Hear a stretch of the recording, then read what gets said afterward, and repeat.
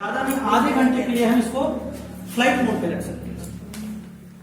अगर कोई दिक्कत ना हो तो हम आधे घंटे के लिए फ्लाइट मोड में रख सकते हैं, क्योंकि एक बिजनेस मीटिंग है। बिजनेस में होता क्या चीजें हैं सर, यहाँ पे थोड़ा सा डिसिप्लिन अगर हम नहीं करेंगे, आप लोग तो नहीं गए हैं ट्रेनिंग में, आज हम लोग ट्रेनिंग में गए हैं बिजनेस ट्रेनिंग में, जहां पे एकदम सख्ती होती है। 4 से 5 घंटे आपको कुर्सी छोड़ना ही नहीं, मोबाइल की रिंग बज ही नहीं सकती है आपको। आप अंदर एंट्री करने से पहले ही मोबाइल जमा हो जाती है। आप बिजनेस मीटिंग में है तो हम इसलिए चाहेंगे सर इसको कम से कम आधे घंटे के लिए फ्लाइट मोड में रख लें। परिचय हो जाए सर, छोटा सा नाम संतोष कुमार मौर्य, रहने वाला मैं सुल्तानपुरी उत्तर प्रदेश से हूं।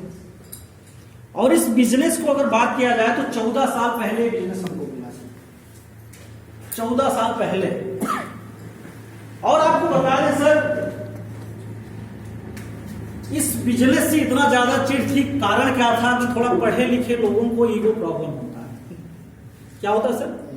Ego problem. और मुझे भी था, क्योंकि मुझे लगता था जिसको कोई काम नहीं है वही लोग एक काम करते हैं। क्या था सर? कि जिनको कोई काम नहीं होता है वही लोग ऐसा काम करते हैं। ये मुझे भी एक भ्रम था, क्योंकि ईगो प्रॉब्लम था। आपको बताए डिग्री की बात करें तो मास्टर ऑफ आर्ट यानी एमए करके पीएचडी कर रहे थे, उसी दौरान ये सिस्टम हमको मिला। और एक हमारे बहुत क्लोज फ्रेंड थे, उनकी बदौलत ये हमें सिस्टम मिला। वैसे तो हम किसी के सुनते नहीं थे, हमारे क्लोज थे, इसलिए उनकी बातों को हमने सुना।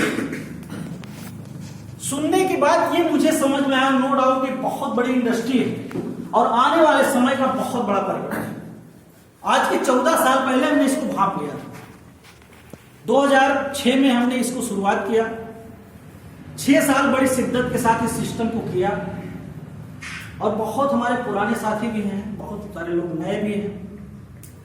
अगर जो नए लोग हैं उनको तो नहीं पता होगा, ये 9 दिसंबर 2021 को 2011 को कंपनी बंद हो गई थी। जो हमारे पुराने साथी हैं उनको जान मालूम होगा, जो लोग अभी नए हैं उनको नहीं पता। 9 दिसंबर 2011 को जब कंपनी बंद हुई तो हम लोगों को ये पता चला कि सर्वर डाउन हो गया, इस वजह से प्रॉब्लम आई। 10 दिन 15 दिन के बाद पता चला कि सरकार की एक साजिश के तहत इस कंपनी को बंद कर दिया। और दूर दूर तक ये लग रहा था कि 6 साल हमने इसमें कैरियर दिया। और आपको बताएं साहब, आप लोग तो काम कर रहे हैं, आपके परिवार के लोग आपका सपोर्ट कर रहे हैं, लेकिन उस समय ना हमारा परिवार सपोर्ट कर रहा था, ना तो रिश्तेदार सपोर्ट कर रहे थे, ना तो हमारे यार मित्र, ना तो अगल बगल के लोग हमारा जो है सहयोग कर रहे थे। क्यों? क्योंकि कॉन्सेप्ट नया था, लोगों को पता नहीं था। रिश्तेदार तो ऐसे बोलते थे कि यार बेवकूफ आदमी है, एमए करके पीएचडी कर रहा था, कौन सा ऐसा काम करने लगा, मूंग तेल हल्दी बेचने लगा। अरे पीएचडी करके प्रोफेसर हो जाता, 60-70 हजार महीने कमाता, लेकिन ये मूंग तेल बेचने वाला कौन सा बिजनेस करने लगा, कौन सा इसको भूत लग गया। तो ये बहुत सारी चीजें हमने झेला, लेकिन उससे भी ज्यादा तब झेला जब कंपनी 6 साल बाद बंद हो गई। जरा गौर करिए किस स्थिति में हम बिजनेस कर रहे थे, और 6 साल के बाद स्थितियां ऐसी बदल गई कि जो चीजें हम उनको बताते थे, नहीं जो चीज हमको यहां से कर सकते हो कोई दुनिया की कोई ताकत नहीं दे सकती। फिर एक बहुत बड़ा चैलेंज आया, लेकिन एक जोश और जुनून था कि नहीं आरसीएम तो करना है। फिर गाइडलाइन मिली कि सर दिल्ली चलना है इसके लिए, धरने के लिए। हम लोग 15 दिन दिल्ली धरना दिए, 3 महीना जयपुर दिए। 1 जनवरी 2013 को कंपनी स्टार्ट हुई पूना स्टार्ट हम लोगों की जो मांग थी, डायरेक्ट सेलिंग इंडस्ट्री की गाइडलाइन हम लोगों को चाहिए। कंपनी तो चालू हो गई लेकिन गाइडलाइन नहीं बनी। सर हमारे बोले हम चाहेंगे अपने गुरुदेव के लिए जबरदस्त तालीम मिस्टर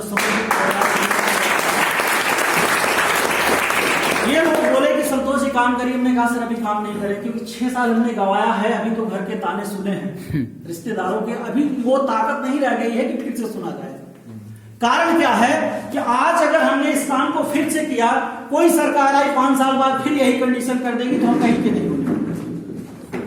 लेकिन आपको बताएं सर, सितंबर 2016 में इसकी गाइडलाइन बनी डीएसएम डायरेक्ट सेलिंग का, एफडीएस से फेडरेशन डायरेक्ट सेलिंग एसोसिएशन का।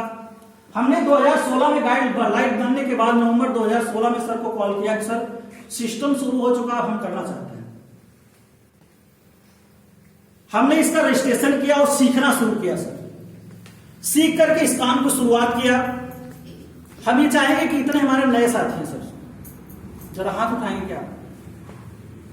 अभी जो रजिस्ट्रेशन नहीं हुआ है आरसीएम में, हाथ उठाइए जरा सर। क्या बात सर, हमारे मेहमान हैं, जोरदार तालियां। रजिस्ट्रेशन करके हमने शुरुआत किया इस सिस्टम को। जो चीजें हम लोग 6 साल में नहीं कर पाए थे, वो चीज मात्र 26 महीना में हमने ऑलरेडी अचीव किया सिस्टम। और आपको ये चीजें आज विजुलाइज कराएंगे कि ये कंपनी क्या है। वो चीजें नहीं रह गई जो 20 साल पहले थी। अभी स्थितियां बदल चुकी हैं। जो चीजें 20 साल में नहीं हुआ है, उससे कहीं ज्यादा मात्र 1 साल में होने जा रहा है। क्योंकि परसों जब मैं आ रहा था नागपुर के लिए, तो हम लोग ट्रेन में थे, बस में थे, तो टीसी सर का प्रोग्राम हम लोग ऑनलाइन कनेक्ट थे। और वो चीज हम लोगों ने देखा कि कंपनी कितनी जबरदस्त जोर शोर से तैयारी कर रही है, और हम सारे लोग अभी 20 साल पहले के हिसाब से बिजनेस को कर रहे हैं सर। क्या कर रहे हैं सर? 20 साल पहले। यानी हमारा जो क्रियाकलाप है वो 20 साल पहले का, जब कंपनी स्टार्ट हुई थी सन 2000 में, काम करने का हमारा वही तरीका चल रहा है 2000 का सर। इस चीज को थोड़ा सा समझना है। और इस मीटिंग को हम 2 पार्ट में करेंगे। आधे घंटे के लिए जो नए लोग हमारे हैं, जो हमारे मेहमान हैं, उनके लिए हम सिस्टम की जानकारी देंगे। आधे घंटे बाद वो जा सकते हैं। जो हमारे पुराने साथी वो रुकेंगे, उनके साथ हम कुछ स्पेशल प्रोग्राम करेंगे सर। आते हैं सर, अभी प्रोडक्ट की जानकारी आप लोगों को दी जा रही थी। लोग इस प्रोडक्ट का कंपैरिजन किससे करते हैं? मार्केट के प्रोडक्ट से साहब। मार्केट का प्रोडक्ट इस प्रोडक्ट को पा ही नहीं सकता। आपको बताएं, विवेकानंद जी एक बार विदेश गए, उनसे एक शब्द पूछा गया, सर कौन सी नदी का पानी सबसे स्वच्छ है? तो विवेकानंद जी ने कहा सर यमुना नदी का पानी। लोग बड़े आश्चर्य में पड़ गए कि आज तक तो हमने सुन रखा था सर गंगा नदी का पानी सबसे शुद्ध और स्वच्छ है, कैसे यमुना नदी का है? उन्होंने एक स्पष्ट शब्द में जवाब दिया, सर गंगा का पानी पानी कहां, वो तो अमृत है सर, वो पानी से तुलना ही नहीं जा सकता। आरसीएम का प्रोडक्ट, इसको आप हल्के में मत लीजिए, नॉर्मल नहीं सर। हम आरसीएम का प्रोडक्ट नहीं खरीदते, अपने बच्चों का भविष्य खरीदते हैं। इसको अपने जहन में उतार लीजिए साहब। ये प्रोडक्ट नहीं, हमारे बच्चों का भविष्य, यानी 7 पीढ़ियों तक तारने वाला प्रोडक्ट है। इसको मार्केट में कोई पा ही नहीं सकता। तो आते हैं सर सिस्टम पे। अभी आपको एक मार्केटिंग प्लान बताया गया होगा सर, सुने होंगे। थोड़ा सा उसको हम 2 मिनट में विजुलाइज करेंगे अपने तरीके से। आरसीएम क्या है, इस चीज को जानना बहुत जरूरी है। यानी आरसीएम क्या है? अभी आपको मार्केटिंग प्लान दिखाया गया है, लेकिन आप सोच करके देखिए कंडीशन क्या है इस भारत के 90% लोगों की। 90% लोगों की कंडीशन क्या है, क्या कर रहे हैं, और ये आरसीएम कैसे बदल सकता है, इसको जानना बहुत जरूरी है सर।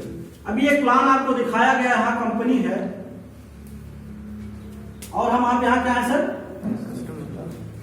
कस्टमर यानी ग्राहक है। कंपनी सामान बनाती है, हम आप यहां रिटेलर के यहां से खरीदते हैं सर। फिर रिटेलर सेमी सेलर से लाता है, सेमी सेलर होलसेलर से, होलसेलर एजेंट के थ्रू माल लाता है।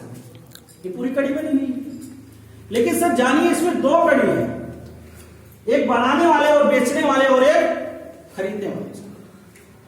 यानी आज वो लोग अमीर हो रहे हैं जो सामान बना रहे हैं, थोड़ा बेच रहे हैं, लेकिन जो लोग सामान खरीद रहे हैं, इस्तेमाल कर रहे हैं, वो गरीब होते जा रहे हैं। यानी इसको आप जानिए, जो ये व्यवस्था बनाई गई है आज के सदियों पहले अंग्रेजों की दी हुई ये व्यवस्था है। इसको थोड़ा सा क्लियर कर देंगे तो आप लोगों को आरसीएम समझ में आ जाएगा आरसीएम क्या है। अंग्रेजों ने भारत में जब कदम रखा तो उन्होंने एक चीज देखा, सबसे पहले उन्होंने मंदिर और मस्जिद को लूटा, क्योंकि सबसे ज्यादा सोना और चांदी वहीं पे चढ़ाया जाता है। फिर उसने देखा कि सबसे ज्यादा पैसा तो सबसे ज्यादा सोना चांदी लोगों के घर में है, और पूरे भारत को लूटना संभव नहीं। क्यों? क्योंकि उस समय हमारे भारत को सोने की चिड़िया कहा जाता था। सोने का सिक्का और चांदी का सिक्का हमारे प्रचलन में था। उसने देखा पूरे हिंदुस्तान को लूटना संभव नहीं है, मात्र एक कंपनी का निर्माण किया जिसका नाम था ईस्ट इंडिया कंपनी। शायद यहाँ पे बैठे लोग सारे लोग जानते हैं। और एक कंपनी से इसने पूरे हिंदुस्तान को भिखारी बना दिया। क्या किया साहब? बनाने वाला अंग्रेज, बेचने वाला अंग्रेज, खरीदने वाला हिंदुस्तानी। जैसे ये 100% हिंदुस्तानी इसी बाजार में पहुंचता, कपड़े खरीदता हो तो क्या देता? सोने का सिक्का साहब। हल्दी खरीदता तो क्या देता? चांदी का सिक्का। धनिया खरीदता तो सोने का सिक्का। यानी सारा पैसा ब्लॉक हो गया और सोने की चिड़िया कहा जाने वाला देश भिखारियों का देश हो गया। आज वो चले तो गए, सारा का सारा कंडीशन वही है। उसी पे मात्र 10% लोग आज बैठ गए हैं। टाटा, बाटा, धीरूभाई अंबानी, सिंघानिया मित्तल, यानी पूरे देश की 90% अर्थव्यवस्था पे 10% लोग कब्जा करके बैठे हैं। यानी हम जितना भी कमा रहे हैं उसका सारा पैसा कहां है साहब?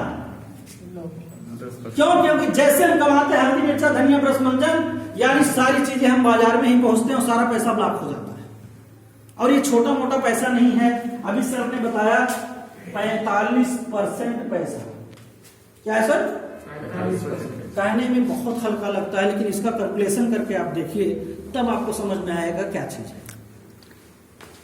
अगर एक मार्केट में मात्र 500 दुकानदार है, कितने दुकानदार हैं सर? 500।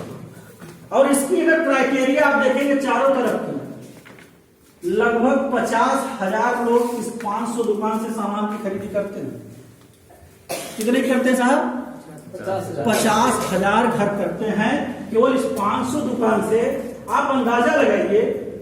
और एक घर का खर्चा कितना है सर? मिनिमम अगर देखा जाए तो 5,000। लेकिन गांव लेवल पे मैं चैलेंज से कहता हूं 10,000 के नीचे किसी का नहीं खर्चा है। अगर आप सुबह से लेकर शाम तक खेती से, जैविक खाद से लेके डाई यूरिया जो भी हम खेत में डाल रहे हैं, पेस्टिसाइड्स का, किसी के घर का खर्चा 10,000 से कम नहीं। लेकिन एक छोटा सा आंकड़ा हम आज 5,000 का बताते हैं सर। 5,000 रुपए जरा 50,000 कर दीजिए।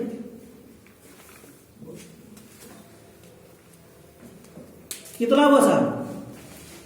कितना हुआ? 25 करोड़। शायद जीरो गिनने में टाइम लग सकता है। 60 लिख लेते हैं। कितने का टर्नओवर हो रहा है सर?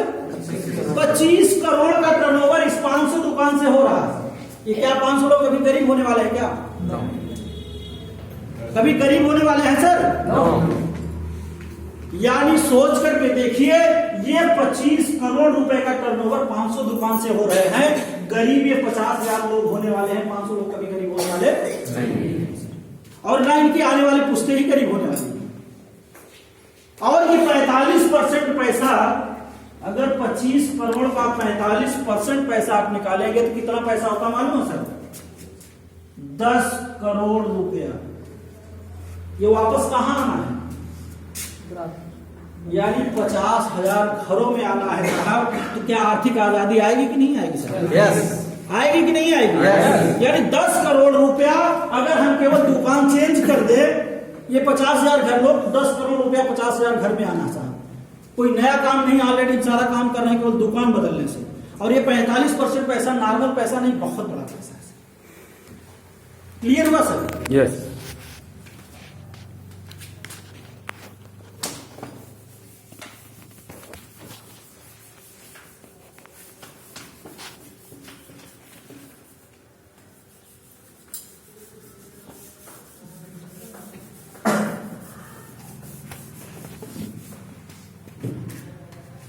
अभी आपको बता दें सर, अभी तो ये 2023 तक आरसीएम करना भी हमारा शौक है। क्या सर? इसको आप लोग भी जानते रहे, जो नए हैं जो पुराने सारे लोग। 2023 तक आरसीएम करना शौक है, उसके बाद हमारी मजबूरी बनने वाली है। क्यों? क्योंकि इसका आप स्कोप समझ लीजिए। इस चीज को सरकारी मान्यता मिल चुकी है, डायरेक्ट सेलिंग इंडस्ट्री। अभी लोग डायरेक्ट सेलिंग को कंपनी के नाम से जानते थे, अभी इसका नाम क्या हो गया सर? Direct selling industry. क्यों? क्योंकि इसको सरकारी मान्यता मिल गई। इसको हम एक उदाहरण से आपको समझाते हैं। फिल्म जगत को सारे लोग जानते हैं सर। क्या आज के 20 साल पहले लोग फिल्म देखना बहुत अच्छी बात समझते थे? जो हमारे गांव लेवल के कोई साथी हो तो उनको पता होगा कि जिनके बच्चे अगर 20 साल पहले टाकीज हॉल में मिल जाते थे तो गांव में एक सिस्टम लोग बोलते थे भैया फलक लड़के पढ़ के पास हो, यानी सब कुछ कल्याण हो गया उसका, क्योंकि आज वो पिक्चर हॉल में मिला था। आप गौर करिएगा सर, 20 साल पहले लोग फिल्म इंडस्ट्री में यानी फिल्म देखना लोग बुरा समझते थे, लेकिन जरा विजुलाइज करिए 70-80 साल पहले जिनके बच्चे और बच्चियां उस फिल्म इंडस्ट्री में काम किए होंगे, लोग कितने बुरे नजरों से देखते थे, ऐसे ऐसे शब्दों से नवाजते थे कि फला के लड़के लोग भैया नचनिया हो एकदम बेकार। इस तरह से लोग ऐसे ऐसे शब्द का इस्तेमाल करते थे, हम आपको कह भी नहीं सकते साहब। लेकिन सरकार ने देखा ये फिल्म जो दुनिया है ये बहुत बड़ी इंडस्ट्री है, ये समाज का एक बहुत बड़ा आईना है, जो समाज के बीच में हो रहा है उसको फिल्मांकन करके दर्शा रहे हैं, दिखा रहे हैं। तो सरकार ने उसको क्या दिया, फिल्म इंडस्ट्री का दर्जा दे दिया। आज जरा गौर करिए, जिसके बच्चे शायद साइड हीरो के साथ डांस भी करते हैं, 20 लोगों को फोन करके रिश्तेदारियों में बताता है भैया उस फिल्म में देखिए हमारा बच्चा डांस किया है। हुआ क्या, केवल नजरिया चेंज हो गई, सरकारी मान्यता मिल गई तो सामाजिक मान्यता मिल गई। आज 20 साल पहले शायद इतनी अश्लील फिल्में नहीं आती थी जितना आज आती है। 20 साल पहले टाकीज में देखना लोग शर्म समझते थे, आज अपने बच्चों के साथ फिल्मों को देख रहे हैं। यानी ये फिल्म इंडस्ट्री को अगर इतना बड़ा दर्जा, आज इस डायरेक्ट सेलिंग को एक इंडस्ट्री का दर्जा मिल चुका है, यानी सरकारी मान्यता मिल गई, सामाजिक मान्यता मिलने में बहुत ज्यादा टाइम नहीं है। क्योंकि कंपनी का एक स्कोप आप जान लीजिए, जितना कंपनी 20 साल में नहीं किया है उतना 1 साल के अंदर करने जा रही है। क्या करने जा रही साहब? अभी सर ने बताया था 20 साल में 150 डिपो थे, अभी 1 साल में 150 खुलने जा रहे हैं। 20 में एक भारी होने जा रहा है सर, इसको खूब नजरिए से आप देख लीजिए, खूब अच्छे से जान लीजिए, क्योंकि ये आने वाले 3 साल के बाद बाढ़ आने वाली है आरसी में जुड़ने के लिए। अभी तो हम लोग घर पे जाकर नमक खा लीजिए पैसा आता है, क्योंकि जो चीजें अभी हम आपको विजुलाइज कराएंगे, जिस नौकरी के पीछे आज हम पड़े हैं ना, धरने पे बैठ गए डिग्री लेने के बाद नहीं नौकरी चाहिए, सरकार हाथ उठा लिया नौकरी नहीं है, लेकिन हम पीछे पड़े नौकरी चाहिए। आज के 40 साल पहले जबरदस्ती घर जा जाके जबरदस्ती नौकरी दी जाती थी, कोई डिग्री नहीं, कोई पर्सनालिटी नहीं, कोई नॉलेज नहीं, कुछ भी नहीं देखा जाता था, पकड़ो नौकरी दे दो, लेकिन लोग भाग रहे थे साहब। आज वही कंडीशन आरसीए के साथ है। अभी आपको बताएं सर, आज के 10 साल और आज के आरसीए में अंतर क्या है। पहले अभी जो हमारे पुराने साथी हैं 10 को प्लान बताते थे तो ज्वाइन करने वाले की संख्या कितनी होती सर? 2। बहुत मुश्किल से होती थी। और अभी हम 10 को प्लान दिखाते हैं तो कितनी ज्वाइनिंग होती है?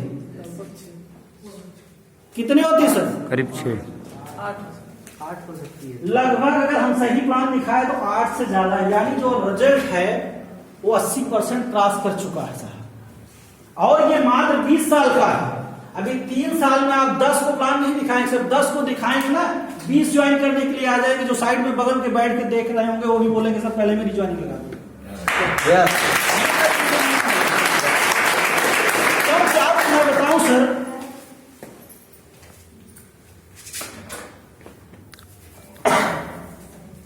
इसका वजह आप जानिए क्या है, ऐसा क्यों हो रहा है। अभी आपको बता दें सर, जो हमारे पुराने साथी हैं इसको आप लोग थोड़ा सा विजुलाइज करिए, कंपनी क्या चीजें करने जा रही है। सन 2000 में कंपनी केवल एक कपड़े की पीस को लेकर के शुरुआत किया था। क्या था वो? पैंट। और वो ज्वाइनिंग मोड था, केवल joining joining joining joining joining की जाती थी। और लोग जिसको ज्वाइन करा भी देते थे 70%, फिर उसके बाद दोबारा मिलने नहीं जाते थे कि वो ज्वाइन हो गया अब अगले को ज्वाइन करा। ये था ज्वाइनिंग मोड। लेकिन जो लोग उस ज्वाइनिंग मोड को समझे और धाड़ खूब ज्वाइनिंग करवा दी। डेट चेंज हो गया। ज्वाइनिंग मोड 2000 आते आते कंपनी ने कम से कम 100 से ज्यादा प्रोडक्टों को लॉन्च कर दिया। ये क्या आया सर? Selling mode. क्या है sir? Selling mode. Selling mode आ गया। अब जो लोग टीम में ज्वाइनिंग खुद करवा दिए थे वो लोग अपनी टीम को बताना शुरू कर दिए बहुत सारे प्रोडक्ट आ गए हैं जो बाजार से हम खरीद रहे हैं, उसको यहां से लेना है। लेकिन एक चीज और बताएं सर, शायद उस समय हमारे प्रोडक्ट में उतनी क्वालिटियां नहीं और आज बहुत सारे लोगों को, जब हम नए लोगों से बात करते हैं जो आज के 18 साल 17 साल पहले का प्रोडक्ट यूज किए हैं, वो लोग बोलते हैं कि ये आरसीएम का प्रोडक्ट अच्छा नहीं होता, लेकिन जो यूज किए हैं वो चीज विजुलाइज कर रहे हैं कि ये 20 साल में क्या चीजें हुई है और 1 साल में क्या चीजें होने वाली है। और ये मोड चला सर 2011 तक, सेलिंग मोड, बात गौर करिएगा सर। और यहां 2011 तक आते आते लगभग 400 से ज्यादा प्रोडक्ट हो चुके थे। और एक दौर चल रहा है इसका सर, कौन सा चल रहा है? 2021। अभी तो सर पता ही नहीं चलता, रात में सोते हैं सुबह पता लगता है, जब व्हाट्सएप खोलते हैं ना तो प्रोडक्ट लॉन्च हो चुका है।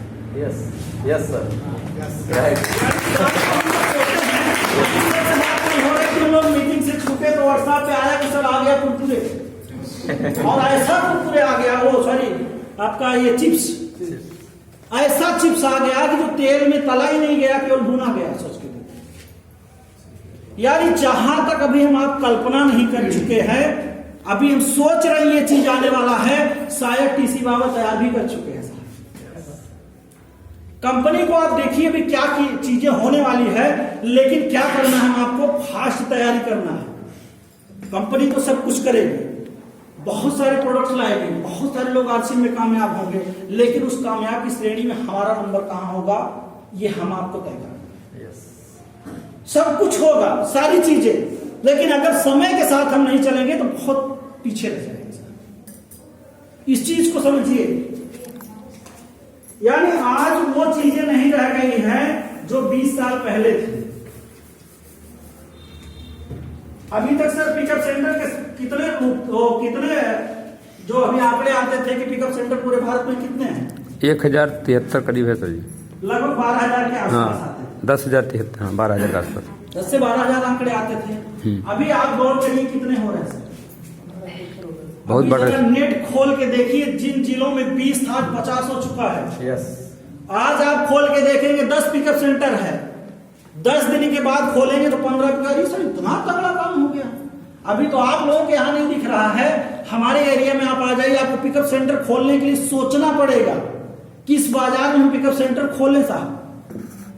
पिकअप सेंटर को छोड़िए, हमारे इर्द गिर्द के जितने भी जिले हैं आपको डिपो खुलवाने के लिए सोचना पड़ेगा। पता लगा कोई आवेदन करता है, सर मैं तो 1 करोड़ लगाने के लिए तैयार हूं, आवेदन कराइए, पता लगा 10 साल पहले से पड़ा।